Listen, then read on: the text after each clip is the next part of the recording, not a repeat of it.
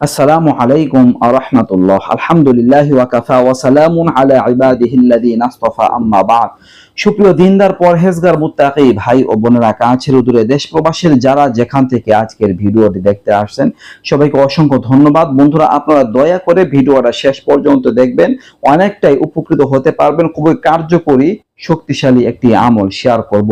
যারা ছাত্র ছাত্রী আছেন, পরীক্ষার্থী আছেন, এই আমলটা করবেন, আপনাদের জ্ঞান বুদ্ধি বৃদ্ধি পাবে, আপনাদের ব্রেন বৃদ্ধি পাবে, খুব দ্রুত আপনাদের পড়া মুখস্থ হবে ইনশাআল্লাহ। অতি দ্রুত আপনাদের পড়া আয়ত্ত হয়ে যাবে, যে কোনো মাসআলা মাসাইল সমাধান হয়ে যাবে ইনশাআল্লাহ।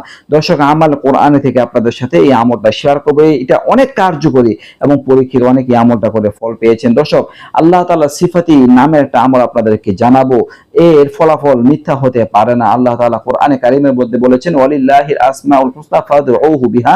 আল্লাহ তাআলার অনেকগুলো গুণবাচক নাম আছে, সেই নামগুলোর দ্বারা তোমরা ডাকো। আমরা একটা সিফাতি নামের দ্বারা আল্লাহ তাআলাকে ডাকবো, সিফাতি নামে ইনশাআল্লাহ আমরা আমল করব। আল্লাহ তাআলা আমাদের ফলাফল দান করবেন। আপনাদের সকাল নেই, দুপুর নেই, বিকেল নেই, যখনই আপনাদের সময় হয়, সুযোগ হয়, একটা সিফাতি নাম আপনারা পাঠ করবেন। আল আলিমু, আল আলিমু, আল আলিমু এর অর্থ হলো জ্ঞানী, আল আলিমু মহাজ্ঞানী। আল আলিম আল্লাহ তাআলার একটি সিফাতি নাম। তো এই নামটি আপনাদের পাঠ করতে হবে প্রতিদিন, সকালে বিকালে রাত্রে যখন আপনাদের সময় হয়। এই নামটি বেশি বেশি পাঠ করবেন, যত বেশি পারেন পাঠ করবেন ইনশাআল্লাহ। যতক্ষণ পর্যন্ত আপনার মনটা ভরে না যায় আপনারা পড়তে থাকবেন। এই নামটা যে যত বেশি পাঠ করবে তার মেধা তত বিকশিত হবে, তার পড়া মুখস্থ হওয়ার ক্ষমতা বৃদ্ধি পাবে, যে কোনো বিষয়ে তিনি সমাধান লাভ করতে পারবেন। যদি কোনো ব্যক্তি পরীক্ষার্থী হন, তাহলে পরীক্ষার পড়া তার সুন্দরভাবে আয়ত্ত হবে, ভালো চমৎকার ভাবে পরীক্ষা দিতে পারবেন, তার রেজাল্ট ভালো হবে ইনশাআল্লাহ।